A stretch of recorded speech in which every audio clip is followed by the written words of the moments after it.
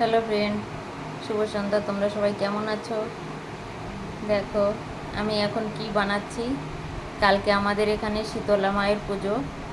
তা এখন আমি এই যে আলু ভেজে রেখেছি, এখানে যে ডাল বেটেছি, ছোলার ডাল আর মটর ডাল মিশিয়ে আদা আর কাঁচা লঙ্কা দিয়ে বেটে নিয়েছি। নুন, তেল বসিয়ে দিয়েছি। দেখো এখন আমি পকোড়া বানিয়ে রাখবো কালকে এই শীতল পান্তা খাবার জন্য।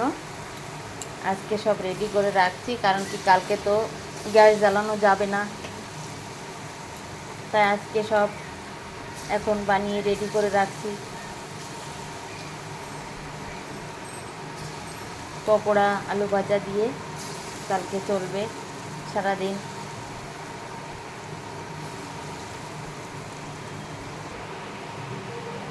এখন বন্ধুরা ডাল পকোড়াগুলো কত সুন্দর হচ্ছে,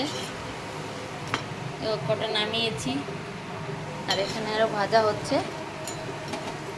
এভাবে ডাল পকোড়াগুলো বানালে খুব সুন্দর লাগে খেতে।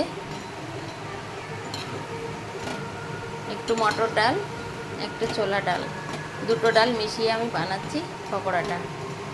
এটাও হয়ে গিয়েছে, আর একটু লাল হলে নামিয়ে দেব। পুরো লাল হয়ে গিয়েছে, এখন আমি নামিয়ে দেব একটু একটু করে।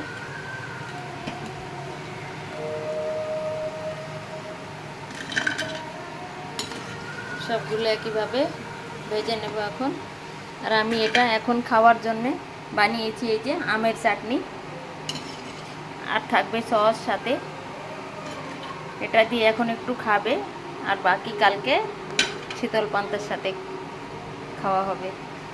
এই কাঁচা আমের চাটনি করেছি, কিন্তু হলুদ হয়েছে কি করে বলুন তো? আমটা একটু ভিতরে হলুদ হলুদ হয়ে গিয়েছিল, যার কারণে ওরকম কালার এসেছে।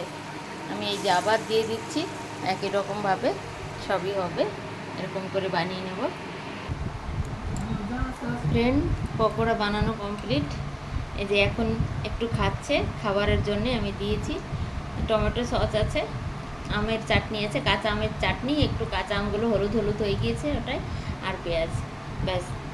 আর আছে পকোড়া। তো এখন এটা খাচ্ছে, আর সকালের জন্য আমি আলাদা করে রেখে দিয়েছি, কারণ এটার সঙ্গে পেঁয়াজ মেলানো যাবে না, যার কারণে আলাদা করে রাখা আছে। বন্ধু, তোমাদের কেমন লাগছে আমার ডাল পকোড়াটা বানানো?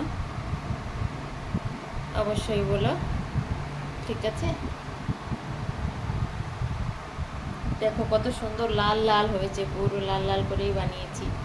খেতে খুবই মজাদার হয়েছে, খেয়ে দেখলাম ভীষণ ভালো লাগছে খেতে, জানো তো। টাটা, বাই বাই, ভালো থেকো, সুস্থ থেকো।